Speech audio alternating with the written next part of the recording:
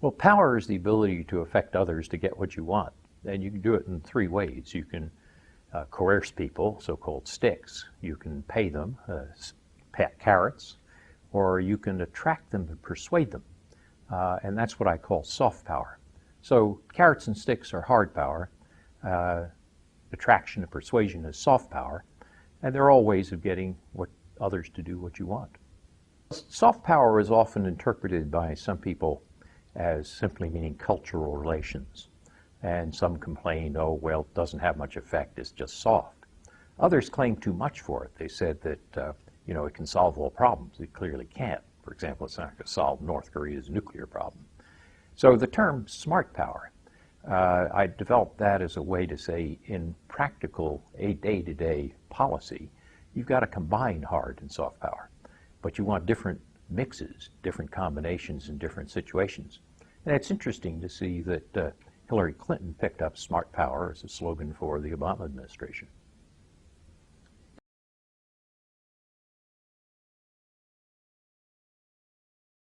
So I think a lot of people today try to say, well, is the world bipolar or multipolar, or how do we explain it?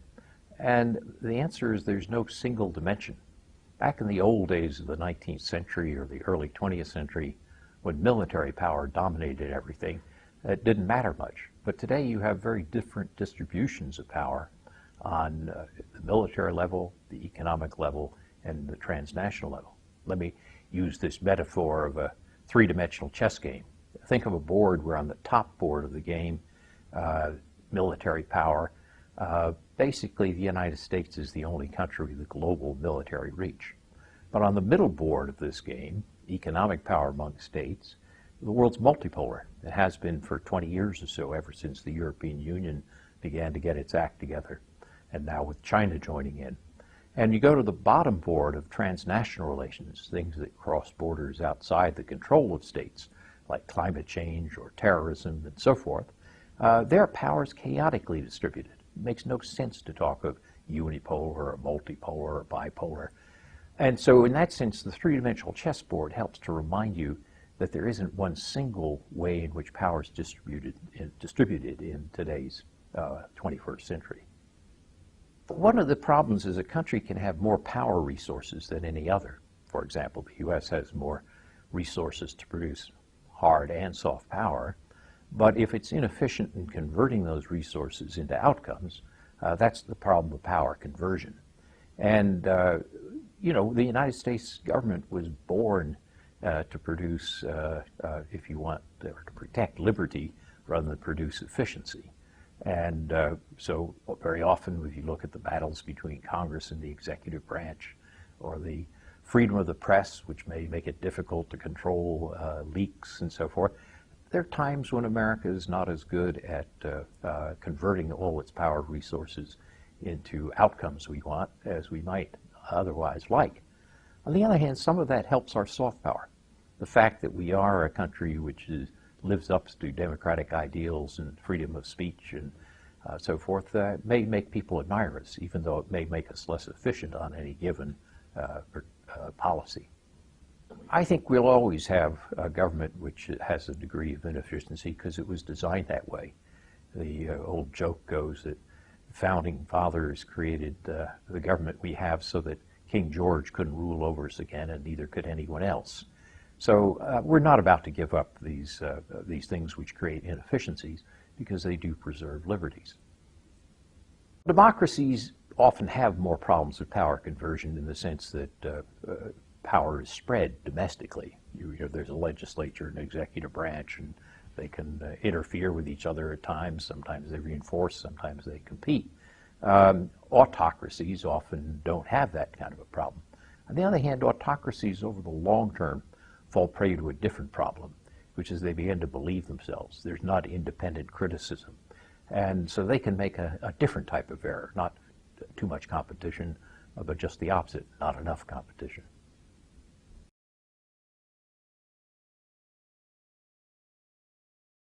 I first wrote a book about American power 20 years ago called Bound to Lead. At that time, the conventional wisdom was the United States was in decline.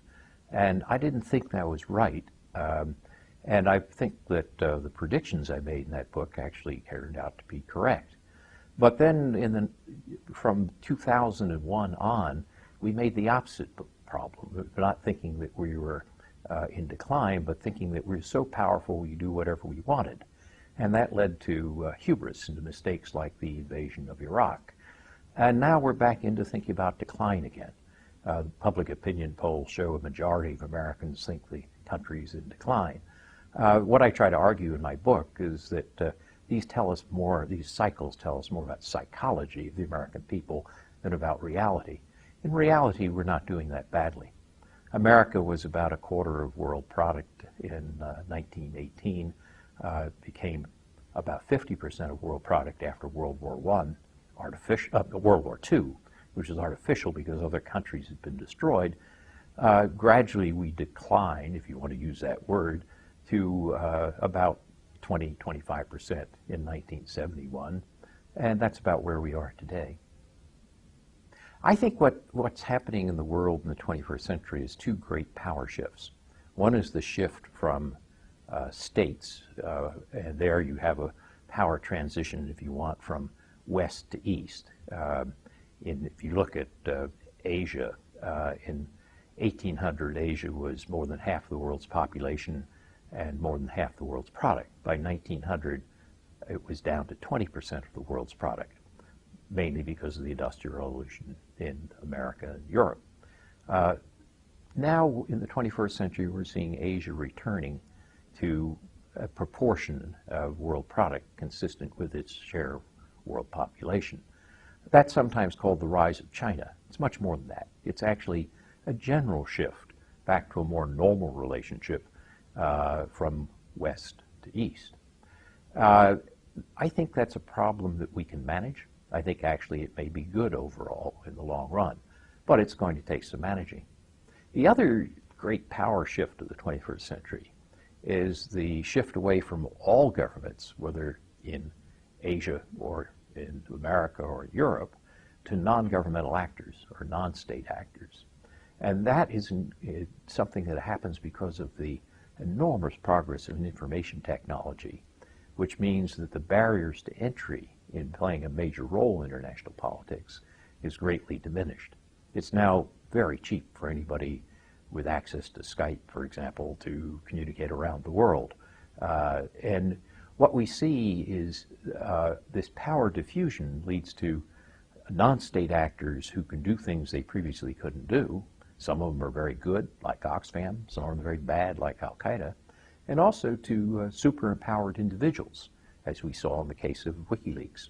So these two shifts, power transition and power diffusion, are going on simultaneously. And we're going to have to learn how to work with both of them at the same time.